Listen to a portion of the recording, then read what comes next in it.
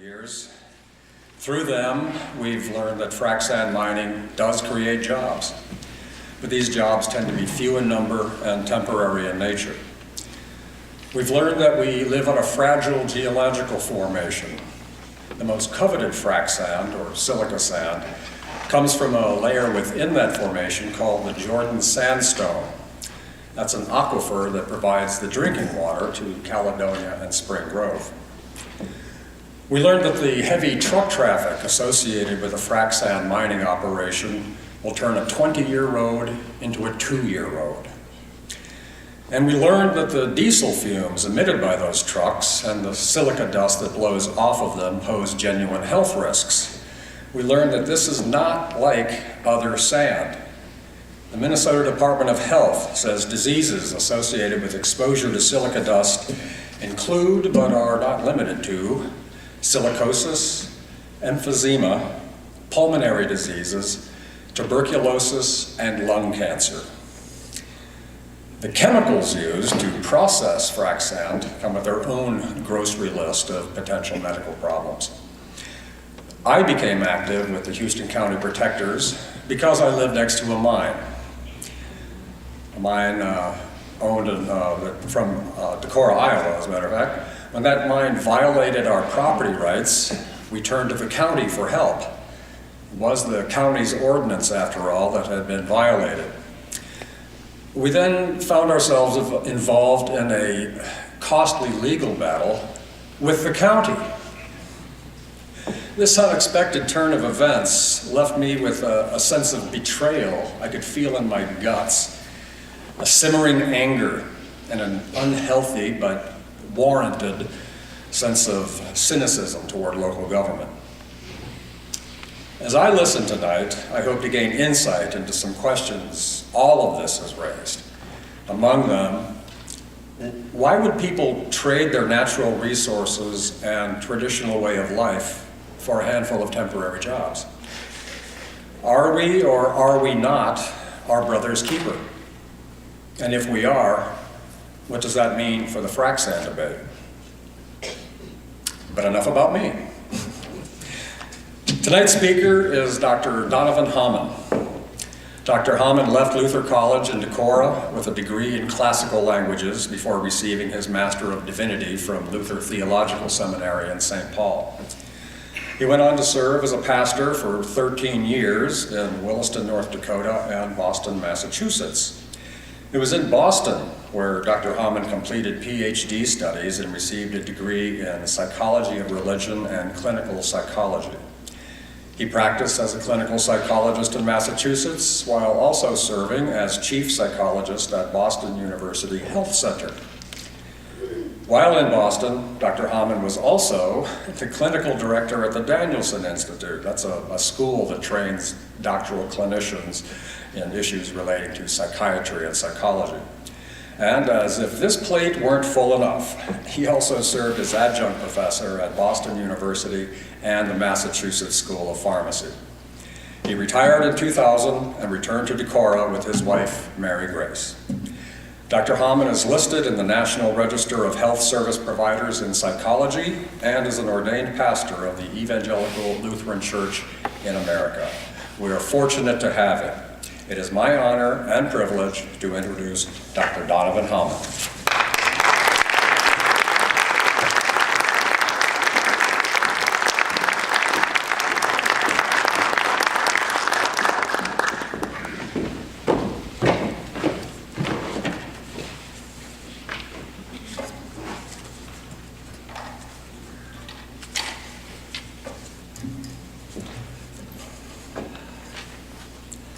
Good evening. I'd like to begin by thanking Michael Fields and the Planning Committee, which invited me to speak to you this evening under the theme, The Morality and Ethics of Frac Sand Mining.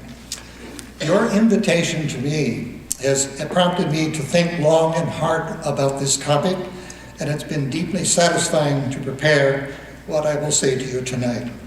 I have tweaked the title just a bit and chosen as the title, Our Moralities and Frac Sand Mining. I have chosen this title not because I am a moral relativist, that is, one who believes that moral matters boil down to individual preferences and nothing more. Rather, I have chosen this title to acknowledge respect for people's life experiences and histories, their complex social and cultural embeddedness, as these catalyze beliefs and actions in the moral domain. Prior to receiving the request to speak, it would not have occurred to me to pursue and speak carefully and deliberately about the role of morality in the public debate about frac sand mining. With further reflection, however, I concluded that this topic is appropriate, relevant, and may enrich our public conversation in refreshing and meaningful ways. I understand that my task this evening is to address some broad and critical moral issues that are at stake in the frac sand mining debate. Now, I want to preface my talk with a sentence I heard several years ago. On December 3rd, 2006, David Vasquez, a campus pastor at Luther College, preached at the Sunday morning worship on the weekend celebrating Christmas at Luther. He said something that riveted my attention. It was this: the reality of the world needs to be named, not put on hold. In what follows, I hope I can bring to light just a few perspectives on the concerns that bring us here tonight. Now, first, I would like to begin with some themes which are not specific to frac sand mining itself, but which I think will be helpful to bear in mind. First of all, consider an experience which is common to us all, and which may serve as a kind of fitting analogy or template at various points in my talk. You're shopping in a department store before Christmas, browsing from place to place to find just the right gift for a loved one. Your attention is clearly focused on your task. Consequently, you do not hear the holiday music that's coming through the speakers above you. Then suddenly, your attention unwittingly and smoothly shifts, and you hear the music which yields transient but pleasant emotions. Just as quickly, you return again to your search for a gift. This background music gently enters and departs over and again. We don't concern ourselves with why it is there, but of course there is a strategic reason why it is there: to bring pleasure and to induce you and me to buy the store's merchandise. Now let's call that the background music that is always playing. I'll be coming back to that phrase from time to time as I proceed. My second point is that there are two vital components that come into play in public life whenever people face off over matters that have aroused them intensely.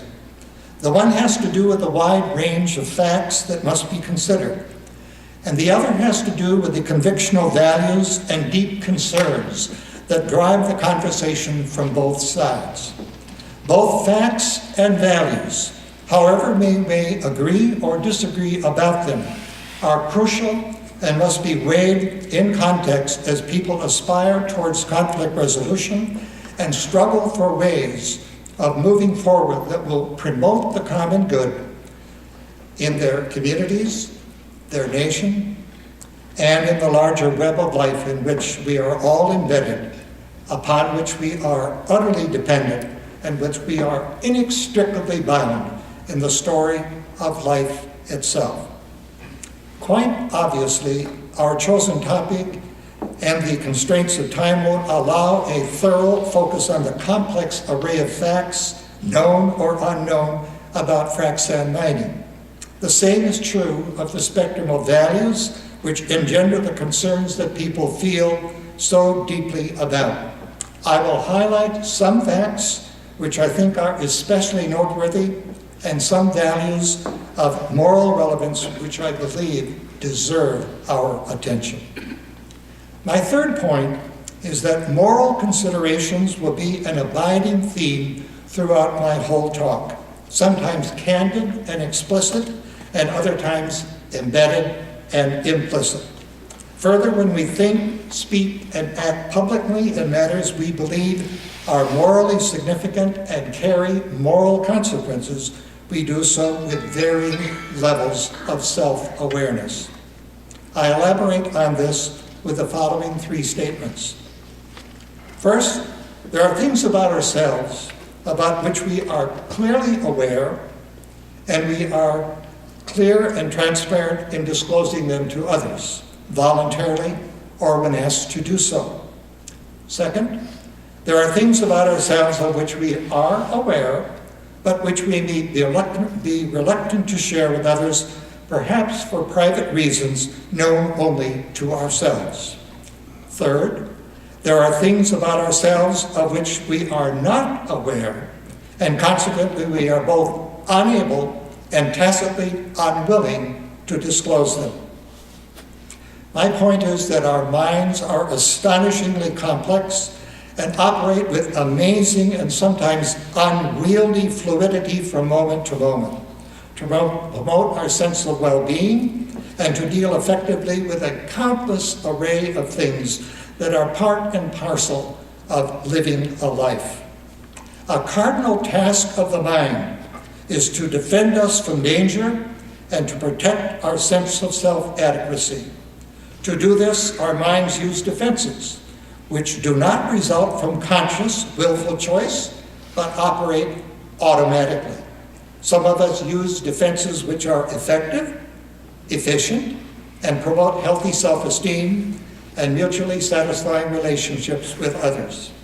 Others of us are not so fortunate and operate with defenses which don't serve us well. Now, if truth be told, we are all a blend of both as we strive to make our way in the world. The key factor which makes all the difference is how self-aware we are. Now to that third level, those things about ourselves of which we are not aware, and consequently we are both unable and tacitly unwilling to disclose. This is the background music which is always playing, which can make for unhappiness, strained relationships with others, and regrets about all manner of things. An example of this is our worldviews, that is, those deeply entrenched perceptions, attitudes, and beliefs that determine how we think, feel, and act, including equally entrenched premises that give rise to them, about which we may have no clue. Michael Shemer, who is an American science writer, historian of science, and a columnist for Scientific American, says this about our worldviews. Quote, "There is nothing more important, yet paradoxically, most of our conflicts in life stem from these entrenched, subliminal, and unrecognized worldview differences. Here's my point. The less we are attuned to the background music that's going on, the more we are at risk of behaviors that hurt rather than help amidst the high-stakes debate and community conflicts. Indeed, how we speak and act with one another in the midst of disruptive social change, where anxieties run high and passions run deep, is a critical moral issue. This puts high demands on us. It requires that we manage our feelings, however intensely we may feel them. It requires that we think with clarity, earnestly seek the facts that are presently known, speak with sincere respect for our listeners, and act with a tinge of modesty and restraint, remembering that going gently with one another doesn't mean weakness. Quite to the contrary, this is how we dignify ourselves and others as moral agents in the world. So the question is, how do we talk to one another in the midst of our differences, when things are felt deeply and passionately? This question bears upon our personal and social identities, our social relations, and our conversations amidst our ideological divides and moral maps for living in the world. When you or I speak morally, we had better be aware of the risks of presumption and egoism, which, when blended with a kind of unreflective naivete, especially about oneself, can so frequently lead to a spirit of self-righteousness. When we claim the moral high ground for our opinions in a manner that denigrates those who have a different point of view, we succumb to the snare of unhealthy judgments which derail the possibility of productive dialogue and problem solving for the common good. I think we all know what that's about. We've seen it in others, and we've seen it in ourselves. And sadly, we have also seen it all too frequently in Washington, D.C. But further, it's not just egoism and self-righteousness that implies risks. It also concerns the ulterior and mass motivations that trigger a wide spectrum of speech lacking clarity, transparency, and integrity, or a range of behaviors that may be morally dubious. If you and I wish to aspire to the highest and best of which we are capable in the high-stakes collision that frac sand mining has brought to our communities, then how we speak and listen is morally significant and must be a prime ingredient in our community initiatives. Indeed, the background music is always playing, calling us to vigilant self-awareness, because the music is within us and around us, carrying the risk of sabotage of our most noble dreams and moral strivings. Now more directly to our topic, frac sand mining. Communities like Houston County and Winnebago County in northeast Iowa, where I live, have only recently found themselves faced with issues and questions about frac sand mining that nobody could have anticipated. Our counties are part of a larger regional area comprising southwestern Wisconsin, southeastern Minnesota, and northeast Iowa, which contain huge deposits of a unique kind of sand of extremely ancient geological origin. Crystalline silica sand is pure quartz, extremely dense, almost perfectly round, uniform in size, and only recently has become a strategic commodity in huge and insatiable demand by the energy industry. Now, why is this so? Just a few years ago, the fossil fuel industry developed and is now harnessing an unprecedented new technology called hydraulic fracking, or hydrofracking. This involves a horizontal drilling process to extract previously inaccessible natural gas and oil from shale bedrock miles below the Earth's surface. The indispensable key to this new technology is mined silica sand, which with water and chemicals called proppants are driven under enormous pressure into the bedrock, causing fractures which releases natural gas and oil. Now, strange as it may sound, it is our huge deposits of this sand which explains what is happening across the landscapes of our region, and especially Wisconsin, where frac sand mining first took off with a vengeance. I'm from Wisconsin originally. I have relatives who live right in the midst of Trumpeldor County.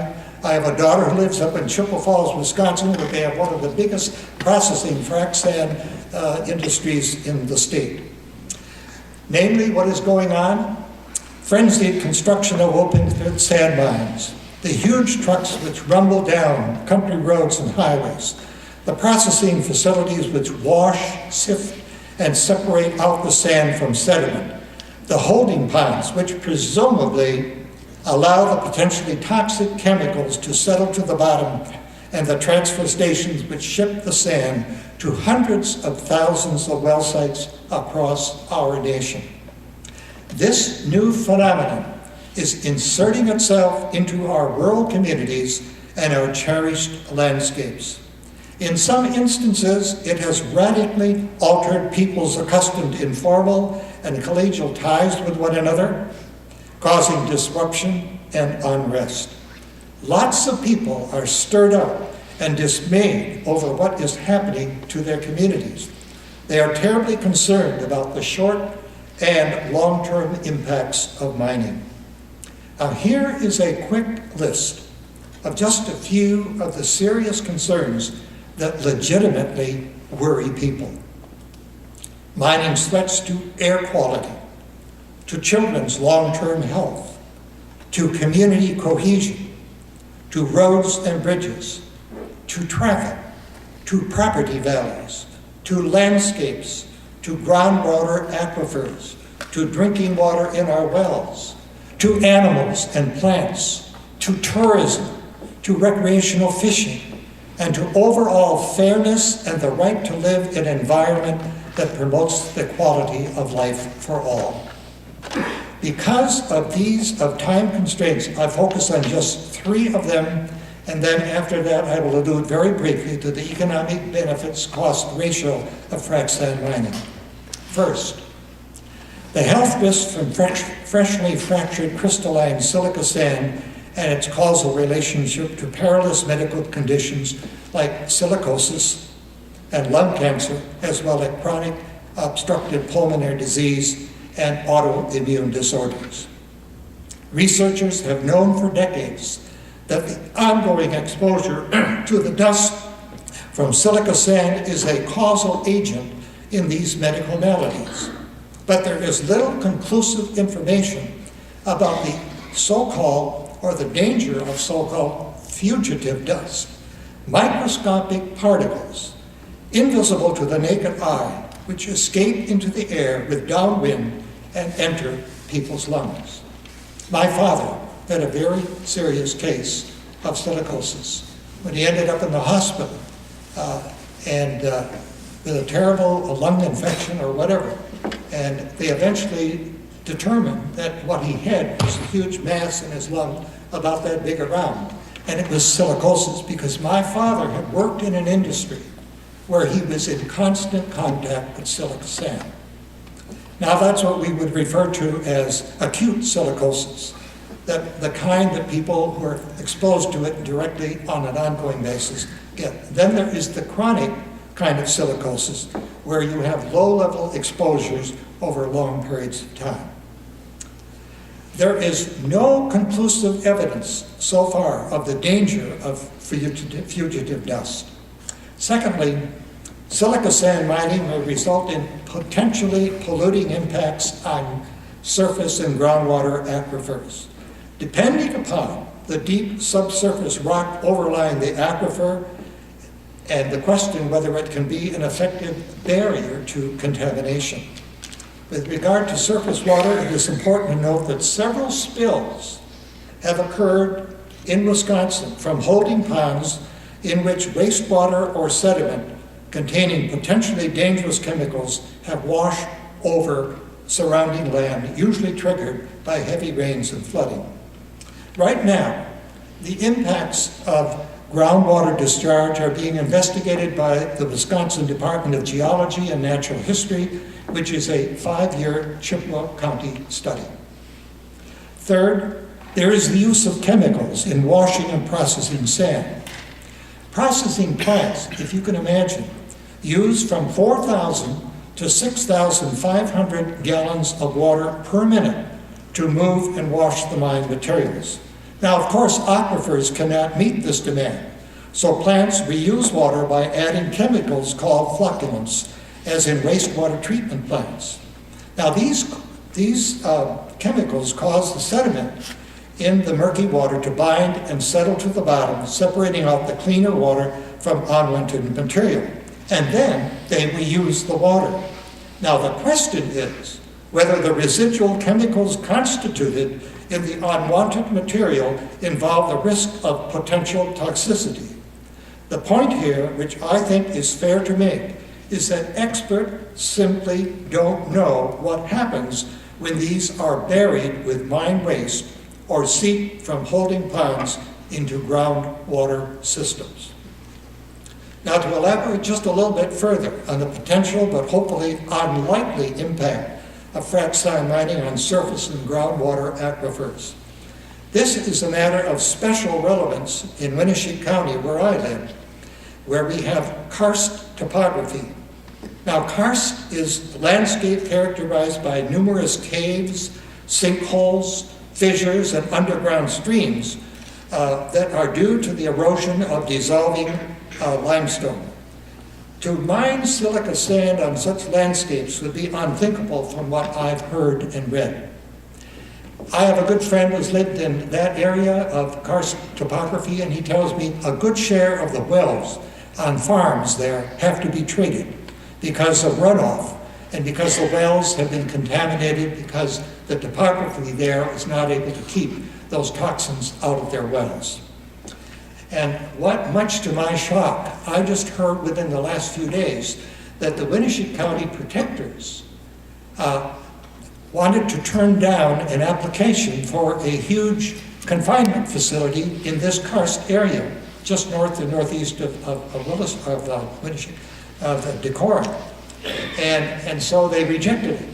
But the person who wanted to put in this hog confinement then appealed it to the state. And so it was referred to the Environmental Review Committee, and a number of them, and most of them appointed by the Republican governor, and they rejected the decision of the Winneshiek County supervisors, which now means that that confinement is going to be placed in a setting where there is a very little protective barrier to prevent contamination of wells and groundwater. Now, I just wanted to mention, with respect to the economic benefits, costs, and ratios of frac sand mining, most people who know the mining industry will likely agree, and I'm quoting somebody here who said that historically, mining has rarely served as a viable basis for long-term, environmentally sustainable economic development. Now, I have a lot of data to back up that statement, and if you'd like to further question me on that, I'll be happy to disclose that to you afterwards. Now, significantly, in the course of my readings, I recently came upon an essay by Thomas W. Pearson, an anthropologist at the University of Wisconsin-Stout, which I found especially enlightening and insightful. The essay's title is Frac Sand Mining in Wisconsin, Understanding Emerging Conflicts and Community Organizing. Pearson is a gentleman that's really worked in the trenches. He's attended numerous community meetings over an extended period of time where landowners, corporations, elected officials, and activists have confronted one another in highly energized ways. Now, Pearson asks this question: how do these partisan interests negotiate and contest the right to indelibly transform shared landscapes through mining? He notes the sheer pace and scale of what is happening, the alarming removal of hills, bluffs, and picturesque farmland. He observes how mining interests, backed invisibly and collusively by multinational corporations with unimaginable wealth at their disposal, leverage their presentations at community hearings with high-powered lawyers and technical experts. He asks, how do local community interests negotiate in the face of this structural imbalance of power and influence when the deck is stacked against them? And how can citizens be strengthened in the interest of promoting local, democratic decision-making, sustaining their case for social and environmental justice and community-based sustainable development? He goes on to talk about the alluring offers of immense wealth to private landowners who stand to cash in big time amidst the new gold rush in sand. But it is equally true that their neighbors are rarely pleased to learn that a large pit mine and associated industrial activities will be located nearby. George Gavin Bridge has remarked that one person's discovery may be another person's dispossession. And Tom Wolitz of the Wisconsin Department of Natural Resources has observed, it's certainly big money and big change. And if you're not in, you're out. So you've got families and neighbors that aren't going to talk to each other for the rest of their lives, and hillsides that you looked over your whole life that are now wide open. Who could have imagined it? Out of moral shock, outrage, dismay, and grief, emotions that are perfectly understandable. Some have declared that the quick wealth thing is tantamount to pure and simple greed. Now, let's just step back for a moment. I'd like to suggest that quite apart from the question whether such an accusation is correct or morally warranted, it is also a reminder to me of how the background music is always playing. That is, all of us have lodged within us bedrock assumptions and fundamental premises that determine how we view the world, other people, what is right, what is wrong, and ultimately how we behave. These constitute our moral compass. 2 points are important here. The first has to do with personal integrity. If you or I are convinced of the validity of our convictions, it is perfectly appropriate to stand up for them unflinchingly. The second is that in the context of our differences, the question is what we say about others helpful or hurtful? Does what we say at bottom reflect a spirit of goodwill? These are the ever-present moral issues that constitute our human dignity, that give peace a chance within the web of our relationships, and that promote a better world. Now, with regard to the greed issue, I can only speak for myself. We all know that greed is a pervasive thing in the world, and that none of us is untouched by its alluring charms and the toll it exacts on human happiness. But I am personally relieved and glad that it is not my job to arbitrate someone else's moral decisions and the consequences that ensue from them. Each of us must bear that alone. For me, this is not just a matter of having clear interpersonal boundaries with others. Morality plays into the mix here too. Then there is the issue of property rights. One person says, I can do with my land whatever I want, even if it creates problems for my neighbors. And furthermore, what gives you the right to tell me what I can or can't do with my land? Now, I think we must remember that private property rights are enshrined as a fundamental right in the Constitution of the United States of America. But it is also true that the rights of the natural world, of non-human living beings, and of unborn generations are not. Our Winneshiek County Protectors Group feels strongly about this matter. They say that the issue is not just property rights, it is also property values that play into the equation. And let me quote from a statement which is admittedly quite sharp and impassioned, which the Protectors Group recently has crafted. Its title is 11 Ways Frac Sand Mining Will Change Your Life. In paragraph 11, this is what they say. You say, it's my land, and I have the right to do whatever I want with it. We say, should someone have the right to lower their neighbor's property values, expose their children to lung diseases, dry up wells? Should they have the right to chase away tourists that many depend on for a living? Should they have the right to wreck the roads we use and poison the water we all drink? Then expect the rest of us to pay to fix the unfixable? Is not this a classic example of corporations passing on their costs to the public? Unquote. So, some may not like this incisive rhetoric, but we also need to ask if their concerns make sense and deserve a careful listening. Now to my concluding theme, which brings us back to the words of David Vasquez. The reality of the world needs to be named, not put on hold. My aim here is to provide a larger context for our topic and the history that has shaped who we are and how we think and strive to make our way in the world. I'm going to share a story with you in just a few short paragraphs. From the vantage point of the 21st century, Europe in the Middle Ages was kind of a sleepy continent. Feudalism shaped daily life. The Catholic Church and wealthy nobility owned most of Europe's landmass, and permanently impoverished serfs worked the land for local consumption. Then things began to change some 500 plus years ago. Feudalism went into decline, and over the next centuries, capitalism evolved as the dominant economic system. Then came the Protestant Reformation in 1517, which caused profound upheavals in both church and society.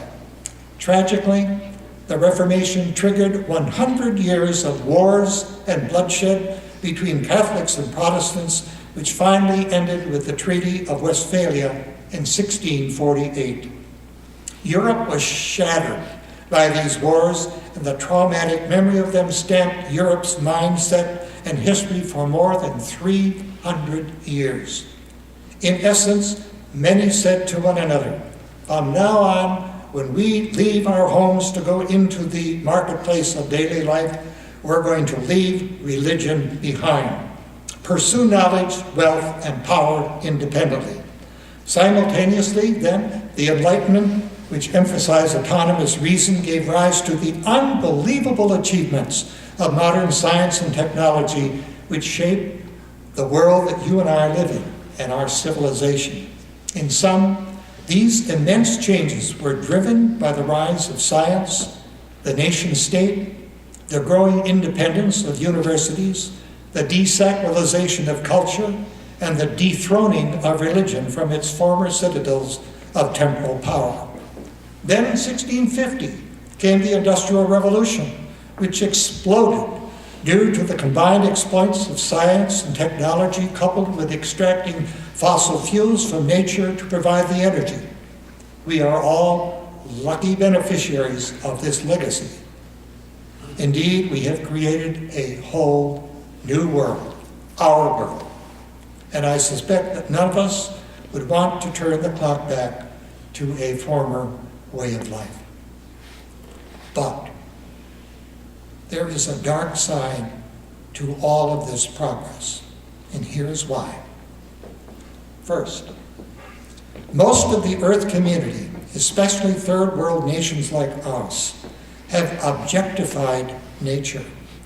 We treat the natural world as mere stuff to be extracted, used, and indiscriminately discarded or abandoned when we're done with it. Why have we done this? It's not just our flawed assumption that we are the sovereign rulers of the natural world and we can do anything with it that we please in our quest for wealth and to sustain our way of life. And commensurately, that anything that gets in the way of short-term profiteering becomes an unfortunate casualty. I believe it goes deeper than that. I believe it is because we have drifted from our spiritual depth. We have severed the lines that anchor us to the mystical depth of nature. We have lost true communion with the natural world. And because we have disenchanted the natural world, we have resorted to a reckless exploitation of the very thing upon which we are utterly dependent, with which we are inseparably bound, and upon which our very survival depends. Heather Eaton puts it bluntly, the human economy has rolled along with pathological indifference to the ecological costs. And since our present way of life exceeds the recharge rate of the Earth's biorhythms, the huge question is not what do we require of the Earth, but what does nature require of us? Number two, we have reaped from this the law of unintended consequences. Right now, we are witnessing a massive extinction of species not seen since 63 million years ago, when a meteorite hit the Earth and wiped out the dinosaurs and countless other species. There have been 5 previous mass extinctions of life in the history of planet Earth, all of them caused by the buildup of carbon in the atmosphere. What's different this time is that we humans are the prime cause, as reflected in such things as climate change, peak oil, water scarcity, overpopulation, habitat destruction, loss of topsoil, unsafe toxins, and others. Now, in combination, their impact is even more devastating.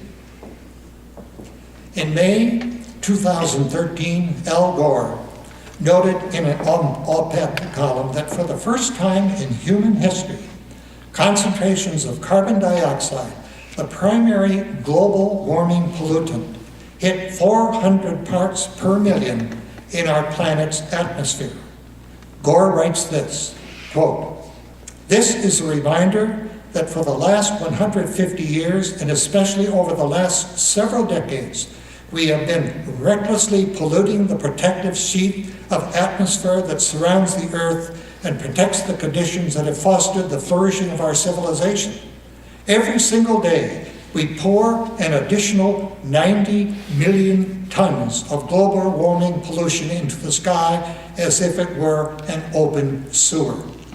Jim Hansen, one of the leading climatologists on the planet, has calculated that the accumulated man-made global warming pollution in the atmosphere now traps enough extra heat energy each day to equal the energy that would be released by 400,000 Hiroshima-scale atomic bombs exploding every single day.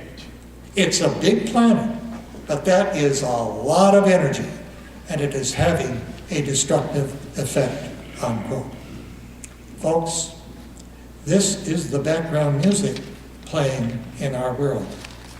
It seems pretty compelling that what we are living through is perhaps the greatest moral crisis of our time. I think it is not a stretch to say that our global world is faced with the greatest existential threat in all of human history. Now, what does this mean? One thing is pretty clear. It's how we think that is at the core of our plight. There is an amusing bumper sticker which advises, "Don't believe everything you think." The prophet Jeremiah exclaimed, "The heart is devious above all else. It is perverse. Who can understand it?" The ethicist Larry Rasmussen says it well. "We can't understand the world we have and our way of life until we question our perception at its deepest levels, our underlying assumptions, our common biases, and the reigning desires that drive our actions in daily and long-term historical life. The reality of the world needs to be named, not put on hold." Now, does that add up to nothing but bleak despair? Is there nothing we can do but await inexorable and catastrophic suffering for unborn generations to come? If not, then what is the pathway to hope? Someone has said, hope is the ability to hear the melody of the future, and faith the courage to dance to that song with one's whole being. Now, I think this is unlikely, unless we probe deeply and ask this question: who are we? And what is the meaning of these brief and fragile lives of ours on our tiny planet, dangling so exquisitely in time and endless space? Isn't that the question that dwarfs every other question? The renowned physicist and astronomer Carl Sagan asked that question and then ventured these words, quote, "For small creatures such as we, the vastness is bearable. Only through love. Indeed, this is where morality has to come to rest, summoning us to the horizon yet to appear, where love somehow will find a way. Or to put it a little bit more prosaically, and within the context of our national civic life, Barack Obama recently said at the 50th anniversary of the 1963 March on Washington, quote, "The arc of the moral universe may bend toward justice, but it doesn't bend on its own. In the face of impossible odds, people who love their country can change it." Thank you.